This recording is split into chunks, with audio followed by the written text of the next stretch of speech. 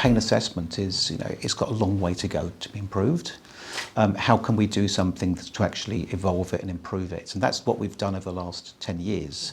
And I would add, actually, Jennifer Abbey, who you all have, the Abbey Pain Scale, she's on our advisory board. I know Jennifer is actually, as you know, she's English.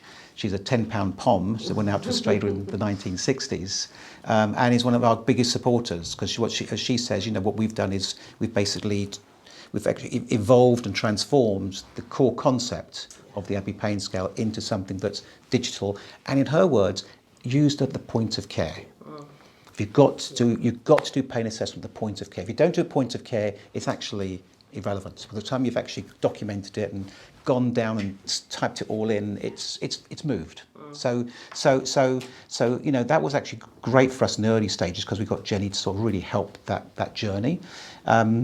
So as we see it, the key issue for us is that, and I think the work you've done at Orchard as well has sort of shown this, is that often people with dementia, and I know the word is difficult, not behaviours, or some of their let's call it behaviours for the moment, right? Is driven not by the disease itself, but by underlying causes, and one of those causes can be pain. Now, if you can better assess pain, then you can rule out pain.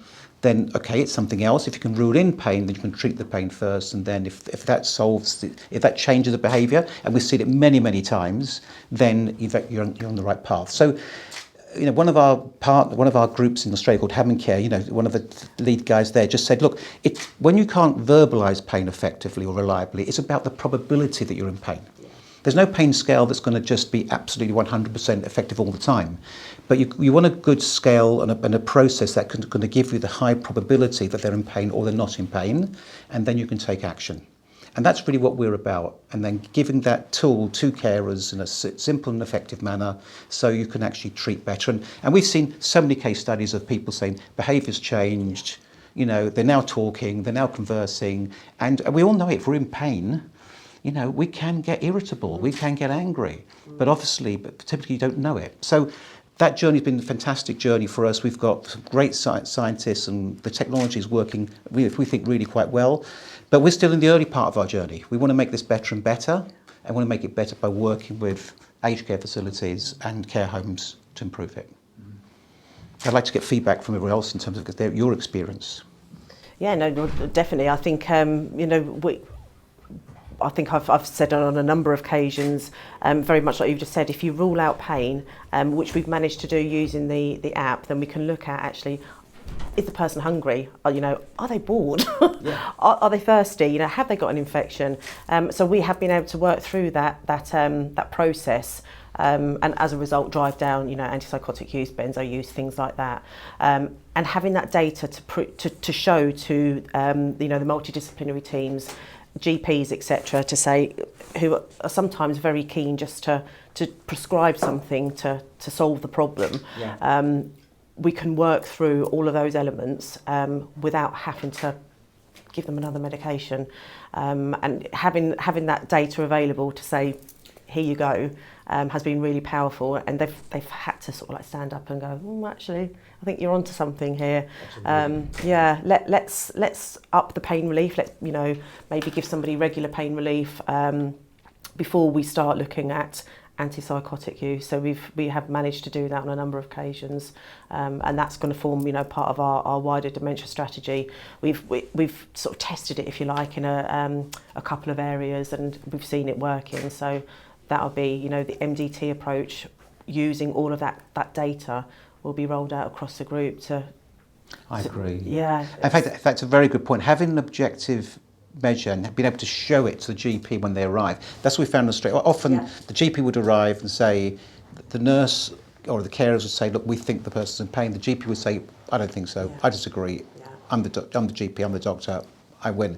But when they say, look, here's our pain assessments, here's we've tracked it over a period of time, then it's very difficult for the GP then to overrule it. They've got to listen to the nurse, listen to the carer, and then take some action. So, I mean, that is a really good point. And remember, it is a medical device. It's a regulated medical device in the form of an app. So it's gone through CE marking, TGA, all the clearances. And it's been very well documented scientifically in terms of the clinical study work. So I think, you hit the nail on the head there. It's about giving the nurse and the carer the tool to make those appropriate changes. And that's success as far as we're concerned. I think it is. It's down to that level of empowerment. A GP won't naturally come out and prescribe unless they're asked to. And they're only asked to if the care team aren't confident to support that person. And it is that fear, often started from pre-admission, so looking at sort of where most of the distress reactions happen. It's often in that first 6 weeks of care, or if something else is going on. And care teams are more wary at that time of that particular resident. How are they going to behave? What are they going to do? Whereas if they're actually ruling out pain to start off with, then they're going to be more confident. They're less likely to pick up the phone and ask the GP to prescribe something because they can't cope. So I think that empowering and giving people almost more professional opportunity to demonstrate how good they are at their job is really important for our care teams. And again, it professionalises the industry. Yeah, absolutely. We can prove actually that we were right. The person was in pain, and actually they didn't need that antipsychotic, or they didn't need the benzo. They actually, all they needed was a couple of paracetamol a few times a day, or something slightly stronger. I think it is that we need to refocus ourselves on the people who are delivering the care at point of care, because they need our support. And they're leaving the industry in droves because they're frightened. They've had a really hard time over the last 2 years. Let's recognise them, but give them the tools to do a really good job. I think the other element to it is trying to ensure that we don't, perhaps slightly controversially, that we don't just go down this hospital model. That we actually say, yes, you'll get more time, but you'll have more time to meaningfully engage and occupy with people living with dementia. They're not going to be as in pain or in pain at all, and therefore we will have more opportunity for fun leisure, appropriate leisure, those elements, just the conversations, and families will have a better experience. That in itself will then start to have a knock-on effect within the industry of people outside saying, well, actually care homes, they're great places to live, because we took a big knock at the beginning of the pandemic.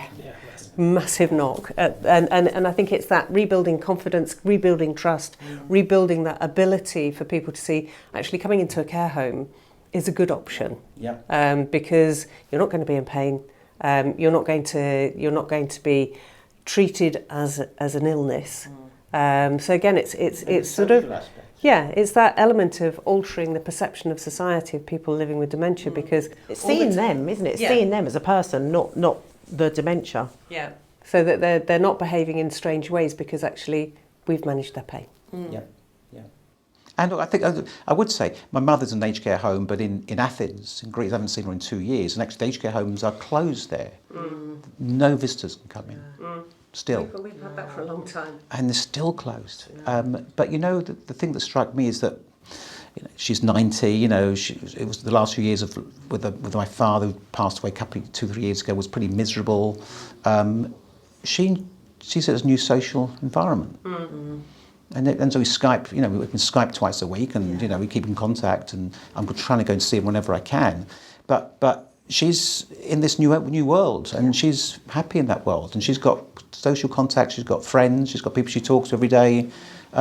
She was miserable at home beforehand. So we need to change that conception, rather than saying it's the place you go to when you can't stay at home, to being it's the place you go to where it gives you a new environment that gives you an opportunity for a new stage in life. Yeah, and that's exactly what it should be. Yeah.